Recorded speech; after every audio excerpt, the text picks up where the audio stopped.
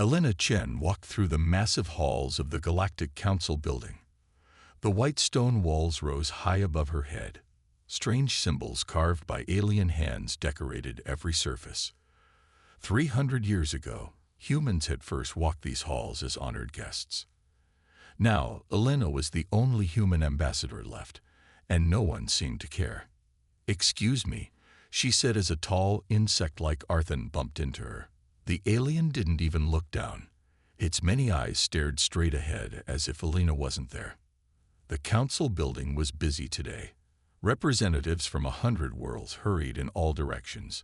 Elena noticed how they looked at her, when they bothered to look at all. Some sneered. Others whispered behind clawed hands. Humans weren't important anymore, and everyone knew it. Elena reached the main council chamber and took a deep breath. The curved door slid open with a soft hiss. Inside, thousands of seats rose in circles around a central speaking area. Most were filled with aliens of every shape and size. The human section, once 20 seats strong, now held only Elena's single chair. "The human representative has arrived," announced a metallic voice. "The council may proceed." Grand Councilor Zextra stood at the center. His blue skin reflected the chamber lights, and his six-fingered hands held an official document. Elena had never liked him. The feeling was mutual. "Ambassador Chen," he said, not bothering to look at her. "The council has reached a decision regarding the outer colony worlds of your species." Elena felt a chill. She hadn't been called here to discuss the colonies.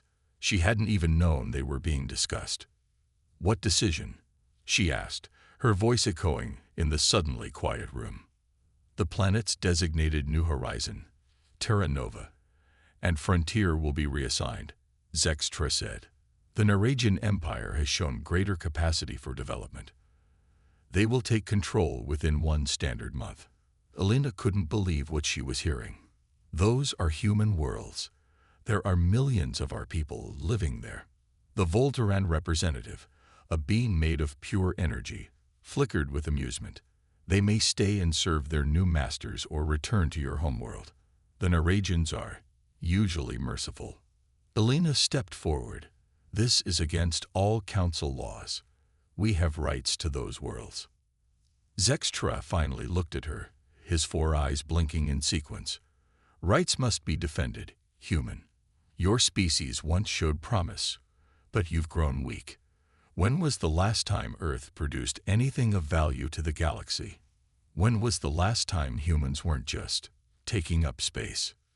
"We've kept the peace," Elena protested. "We've followed every rule." "Yes," Zextra said with something like pity. "That was your mistake." He raised his hand, and thousands of representatives raised theirs in agreement. The vote had already happened. Elena hadn't even known. "This meeting is finished," Zextra announced. "The human may submit a formal protest, which will be filed appropriately." As Elena stood frozen in shock, she knew what filed appropriately meant. Her protest would be ignored, just like humans had been ignored for decades. But as she left the chamber, her shock turned to anger. The council had forgotten something important. They had forgotten why humans had been invited to join in the first place. They had forgotten to be afraid. Elena's ship landed at the United Earth Government headquarters in Geneva. Rain poured down as she rushed inside the old building. Unlike the shiny Galactic Council Tower, Earth's government still worked from structures built centuries ago. They were solid and practical, just like humanity itself. Inside the main meeting room, 20 world leaders waited for her news. Their faces fell as Elena told them what had happened. "They can't just take our colonies," said President Wu, slamming her hand on the table. "There are millions of our people on those worlds." "They already voted," Elena said. "They didn't even tell us there was going to be a vote." Admiral Jackson Weiss sat in the corner.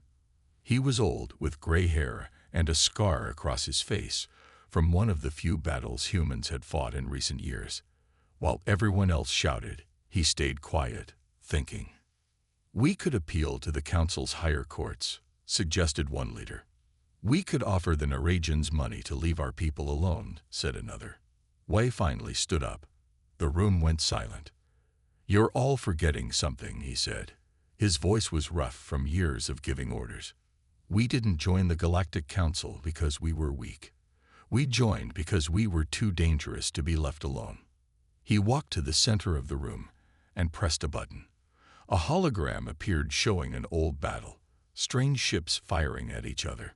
"This was our first contact with the Arthans 300 years ago," Wei said.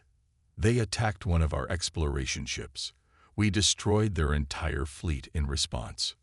People watched with wide eyes. Most had never seen these old records. "The Council invited us to join the next day," Wei continued. "Not because they loved us, because they feared what we might do if left unchecked." Meanwhile, on the colony world of New Horizon, communications specialist Maya Rodriguez was working late in the colony's main signal tower. Strange messages had been coming in all day. Now, as midnight approached, she finally caught one she could decode. The message wasn't meant for human ears. It was between two Narajan ships approaching New Horizon. "Begin harvesting preparations," the message said. "The humans will be extracted for biological components. Their world has resources we need." Maya felt sick. The Narajans weren't coming to rule the colonies. They were coming to harvest people like crops. She sent an emergency message to Earth, then tried to warn the Council representatives who were supposed to protect all species. Her messages to the Council bounced back, blocked. Maya realized a terrible truth. The Council wasn't just allowing this to happen. They were helping the Narajans, and they were coming in just 30 days. Back on Earth, Admiral Wei was giving orders to reactivate old defense systems. "The Council has forgotten what humans can do when threatened," he said. "It's time we reminded them." Deep under the red mountains of Mars, a door that hadn't opened in 50 years slid aside. Admiral Wei led a small team through dark hallways. Their flashlights cut through the dust until they reached a massive round door. "This is it," Wei said. "The Titan facility." The door had 5 locks. 5 different people had to use their keys at the same time. When the locks clicked open, the lights inside slowly came to life. An old man waited for them at the entrance. His back was bent with age, and his hand shook slightly, but his eyes were sharp and clear. "Dr. Mehta," Wei said, shaking the man's hand. "Thank you for coming. I never thought I'd return to this place," Dr. Sanjay Mehta said, looking around at the giant computers and strange machines. "We sealed Titan away as a promise of peace, but promises work both ways.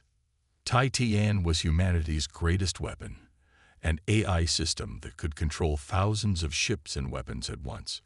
It had been too powerful, too dangerous to keep active once peace was established. Now, as they brought the systems back online, screens lit up around them. A soft female voice spoke from hidden speakers. "Titan Defense Network initializing. Hello, Dr. Mehta. It has been 53 years, 2 months, and 17 days since last activation." "Hello, Titan," Mehta replied. "We need your help. Earth's colonies are in danger." While Titan woke up on Mars, another awakening happened on Earth's moon.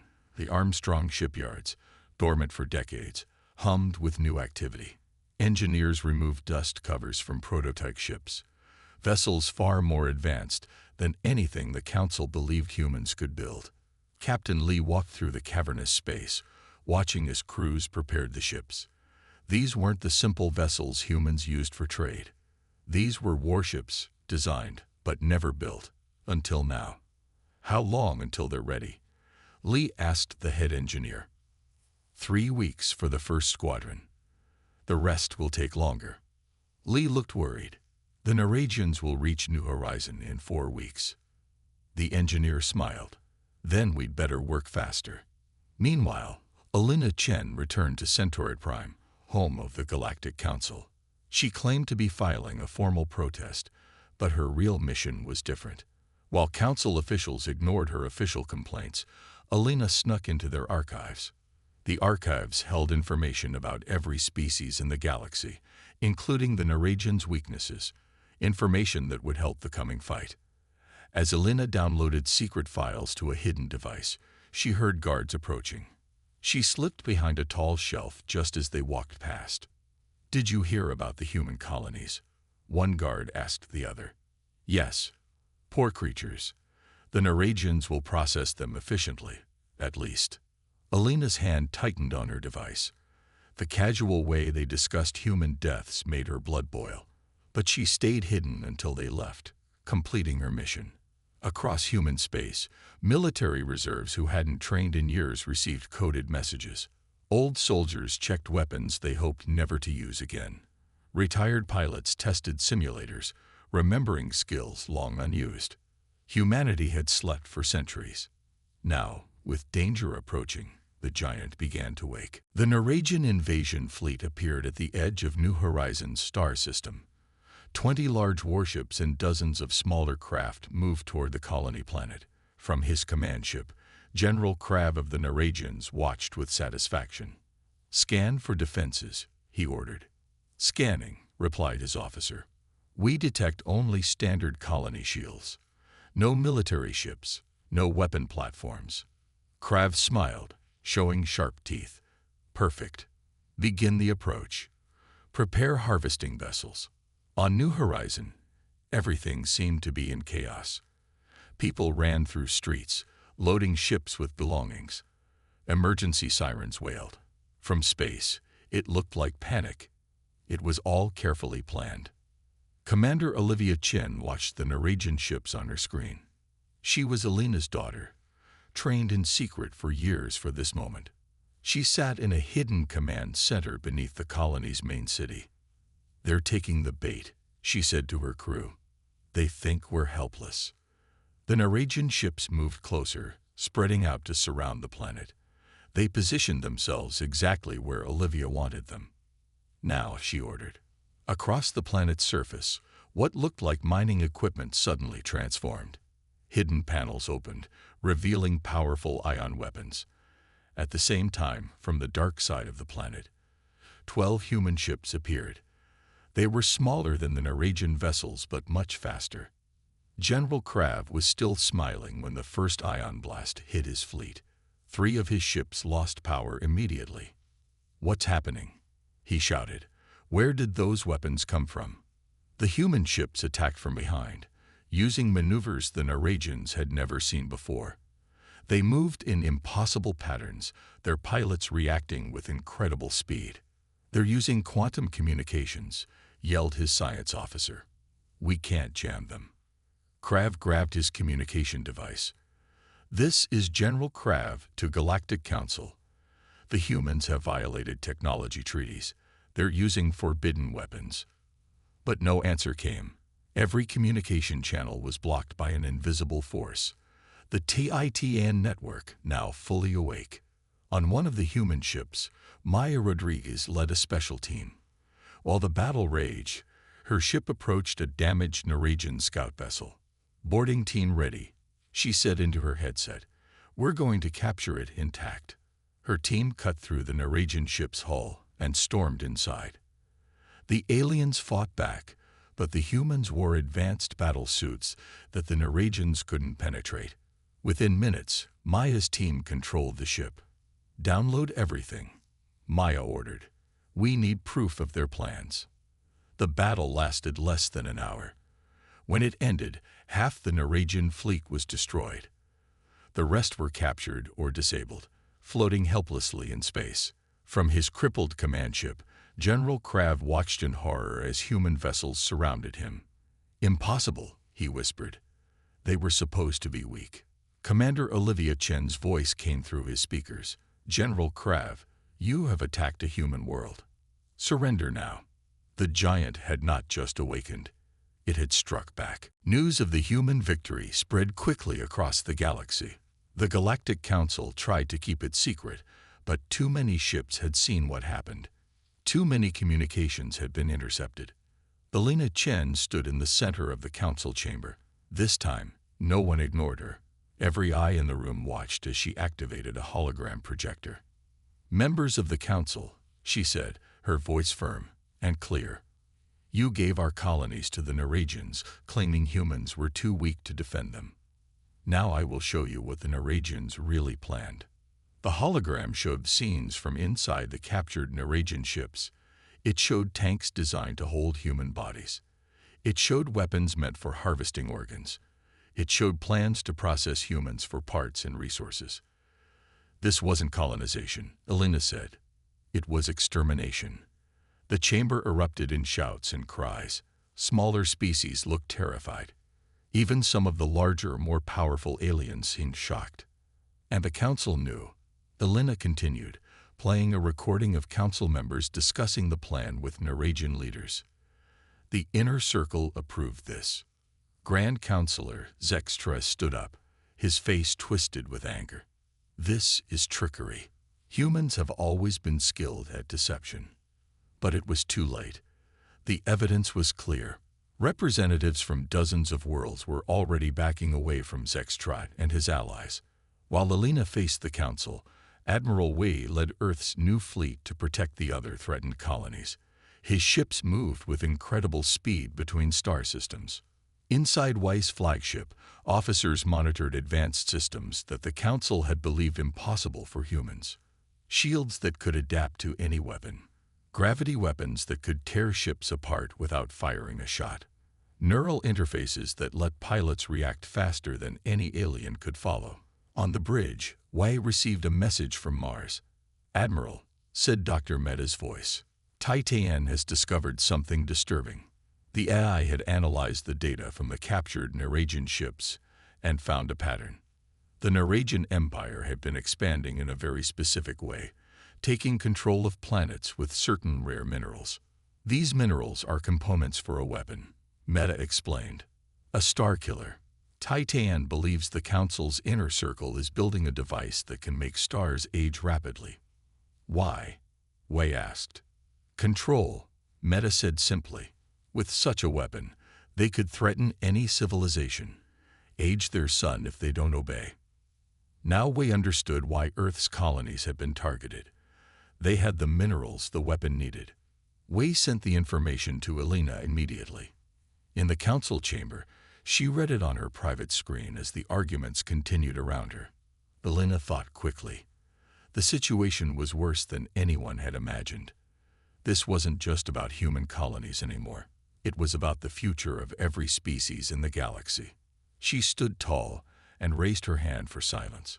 When the chamber quieted, she spoke 3 words that hadn't been used in 1,000 years. Right of preservation. Even Zextra looked stunned. The ancient law allowed any species to take extraordinary action when faced with extinction. Humanity was going to war. Elena's words echoed in the council chamber. Right of preservation. No one had used those ancient words in 1,000 years. Many younger representatives didn't even know what they meant. Zextra's 4 eyes blinked rapidly. You cannot invoke that law. It requires proof of deliberate extinction. The proof is in front of you, Elena said, pointing to the hologram showing the Neragian harvesting chambers. And now we know about the Star Killer weapon. The chamber erupted again. Representatives shouted questions. Some demanded to see more evidence. Others called for Zextra to step down immediately. In the chaos, Elena felt a light touch on her arm. She turned to see a Kirathi standing beside her. The Kirathi were silicon-based creatures with crystal-like skin. They had never been important in council politics. Your people fought well, the Kirathi said. My name is Turan. My species would offer help repairing your starbases. Before Elena could respond, another alien approached. This one was a Vren, tall and thin with 6 arms and pale green skin. The Vren see truth in your words, the alien said. We have information about Neragian supply lines. We offer it freely. One by one, representatives from smaller worlds approached Elena, species that had been pushed aside by the powerful council members, species that had watched their own worlds taken away over the centuries. Even a group of Arthans, the insect-like aliens who had once fought humans, came forward.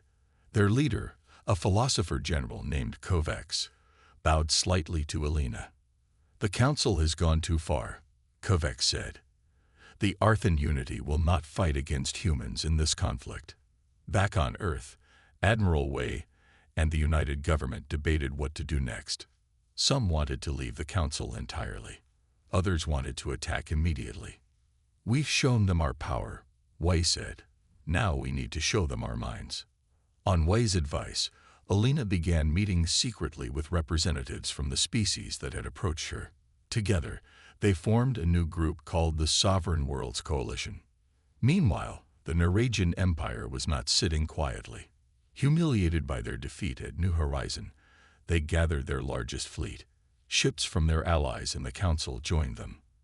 They prepared for a massive attack that would destroy not just the human colonies, but also the worlds of any species that had sided with Earth. The Neregians didn't realize that the humans had shown only a fraction of their true power. The battle at New Horizon had been carefully controlled. The humans had held back their strongest weapons and most advanced tactics. As the new coalition formed, Alina sent a message to Earth. We're not alone anymore. Other species see what's happening. They're ready to stand with us. In his office on Mars, Dr. Meta smiled as he read the message. Next to him, Titan's main screen showed the locations of every Neregian and Council ship in the galaxy. The Council thinks they know what we can do, Meta said to his assistant. They have no idea what's coming. The Neregian counterattack began exactly as Admiral Wei had predicted. Their massive fleet, now joined by ships from their Council allies, moved toward the Kirathi homeworld. They had decided to punish humanity's new friends first. Make an example of them, ordered the Neregian Supreme Commander. Show the galaxy what happens to those who side with humans. The Neregian fleet was 5 times larger than the one that had attacked New Horizon. They had studied the battle recordings and developed new weapons specifically designed to counter human tactics. They expected to face the same strategies again. They were wrong. As the Neregian armada approached the Kirathi system, their sensors detected no ships waiting to defend it. The Kirathi homeworld seemed unprotected. Victory will be easy, the Supreme Commander said, smiling. Begin the approach. Suddenly, alarms blared across the Neregian fleet. Behind them, where nothing had been seconds before, 30 human warships appeared. Impossible, shouted the sensor officer. They weren't there. There was nothing on our scans. The human ships had used dimensional folding technology, something the Council had long ago declared theoretically impossible. They had literally folded space, jumping behind the Neregian fleet without using normal jump points. Before the Neregians could respond, thousands of small drones launched from the human ships. The TITN network controlled each one individually, forming attack patterns too complex for any living pilot to create. The Neregian commander tried to send a distress signal to the Council, but all communications were jammed. Cut off and surrounded, his ships began to fall one by one. Meanwhile, Alina Chen stood before the remaining Council members who hadn't yet chosen sides in the conflict. She played new evidence discovered by Maya Rodriguez's team, recordings of the Inner Circle's meetings over centuries. The recordings showed how they had systematically eliminated unpredictable species, using the Neregians as their enforcers. The Council has been culling species for thousands of years, Alina explained. Any civilization they couldn't control, they destroyed. A Council member from a small aquatic species spoke up. Why target humans? You followed the rules. Because they couldn't predict us, Alina said. Their models couldn't forecast human behavior. That made us dangerous. More representatives moved away from Zextri and his allies. The Council was splintering, just as humans had planned. In the Kirathi system, the battle ended quickly. The Neregian fleet, expecting to face the same tactics they had seen at New Horizon, instead encountered an entirely different approach. They had prepared for the wrong fight. Admiral Wei watched from his command ship as the last Neregian vessels surrendered or tried to flee. Humanity's greatest strength was never our weapons, he told his officers. It was our ability to adapt, to change our approach when faced with new challenges. He turned to his communications officer. Send word to Earth. Phase 2 complete. Begin Phase 3. The next step would be the most dangerous. A direct strike at the heart of Council space, targeting the star-killer weapon before it could be completed. The real war was just beginning. Maya Rodriguez led a small team through the darkened halls of the Council's secure archives. They wore special suits that blocked the security sensors. Years ago, such technology would have been impossible for humans. Now, it was just one of many secrets they had kept hidden. "This way," Maya whispered, checking the small device on her wrist. "The main storage room should be through that door." The team moved silently. If they were caught, the mission would fail. But they needed proof, hard evidence of the Council's true plans. The door slid open at Maya's touch. Inside, thousands of crystal data storage units glowed with soft light. Each one held centuries of the Council's most secret records. "Start scanning," Maya ordered. "Look for anything about species elimination or the star-killer weapon." As they searched, Maya found something unexpected. A historical record of species that had been removed from the galaxy. Not just a few, but hundreds over thousands of years. Any civilization that the Council couldn't predict or control had been systematically destroyed. They'd been doing this since the beginning, she told her team, her voice shaking. The Council wasn't formed to bring peace. It was created to eliminate threats to the founding species. One record showed why humans had been targeted. Unlike other species, human behavior couldn't be reliably predicted by the Council's models. Sometimes humans acted logically, sometimes emotionally. Sometimes they fought when they should surrender. Sometimes they helped others at great cost to themselves. We were unpredictable, Maya realized. That made us dangerous. She also found detailed plans for the star-killer weapon. It was worse than they had feared. A massive device being built around a captured neutron star. When activated, it could accelerate the aging of any star in the galaxy, turning it into a red giant or causing it to collapse. "They're nearly finished building it," Maya said, scanning the latest reports. "It's at Centauri Prime, hidden behind the third moon." Meanwhile, on Mars, Dr. Mehta was working with Titan when strange energy readings appeared on his screens. "What is that?" he asked. Titan's calm voice replied, "Energy signature detected from Centauri Prime. Pattern matches theoretical output of stellar acceleration technology." "They're testing the weapon," Mehta realized with horror. He immediately contacted Admiral Wei. "They're further along than we thought. The weapon is already operational for testing." Wei didn't hesitate. "Launch Operation Second Dawn immediately. All ships, prepare for jump to Centauri Prime." Across human space and allied worlds, a volunteer force of the best ships and crews made ready. Each pilot and soldier knew they might not return. Commander Olivia Chen boarded her ship, the Defiance. "Set course for Centauri Prime," she ordered. "And may whatever gods exist help us all." The largest fleet humans had assembled in centuries prepared for one final mission: destroy the Star Killer or watch every human world burn. Operation Second Dawn began with a flash of light. The combined fleet of human and allied ships jumped directly into the restricted space around Centauri Prime. They appeared where no ships should have been able to go, right next to the system's third moon. Behind that moon, they found what they were looking for: a massive artificial structure surrounding the captured neutron star. The star-killer weapon was even larger than Maya's stolen plans had suggested. Hundreds of Council ships guarded it. On the bridge of the flagship, Admiral Wei watched the weapon on his screen. "All ships, battle formation. Strike teams, prepare for deployment." Across the fleet, pilots moved their ships into position. The smaller, faster vessels formed a protective screen around the larger warships. On Commander Olivia Chen's ship, the Defiance, Maya Rodriguez and her strike team checked their equipment one last time. "We need to get inside the weapon," Maya told her team. "Destroying it from outside might cause the neutron star to collapse and explode." The battle began suddenly and violently. Council ships fired first, their weapons lighting up space with deadly energy. The human fleet responded with everything they had. Ships danced through the chaos, using maneuvers that the Council had never seen before. The TITN network coordinated the attack, allowing human ships to work together with perfect timing. Allied vessels from the Kerethi, Vren, and other species followed their lead, targeting the weak points in the Council's defenses. While the main battle raged, the Defiance slipped through the fighting toward the Starkiller.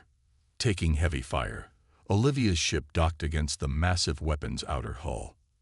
"Go," she ordered, and Maya's team launched through the airlock.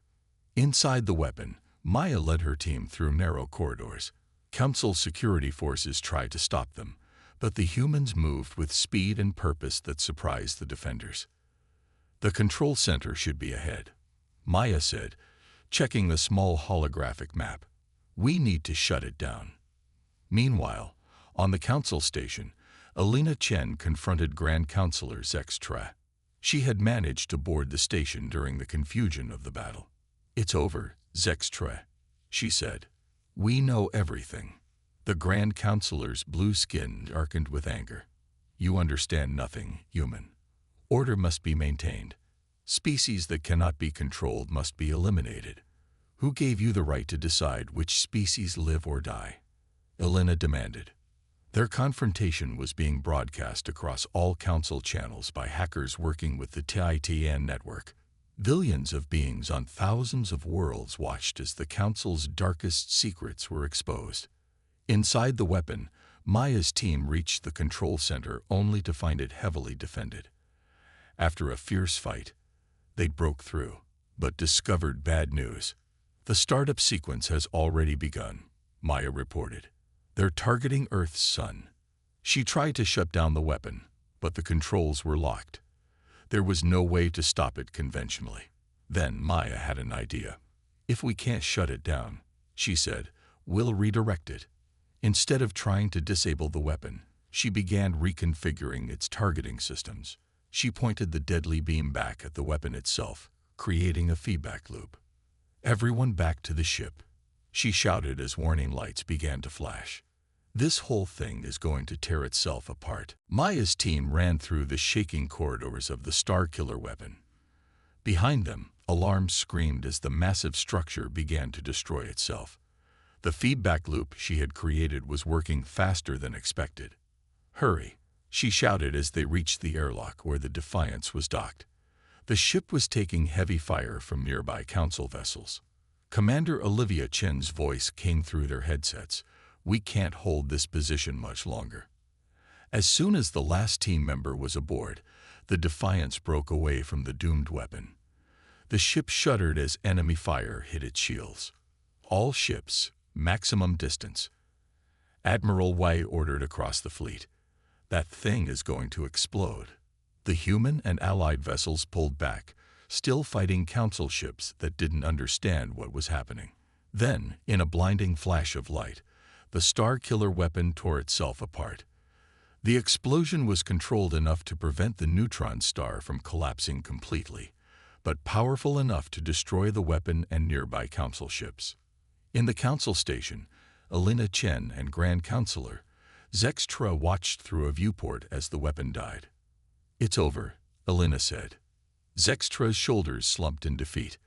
All around them, Council members who had once followed him now backed away. The broadcast had shown everyone his true plans. 3 months later, representatives from 100 worlds gathered on New Horizon.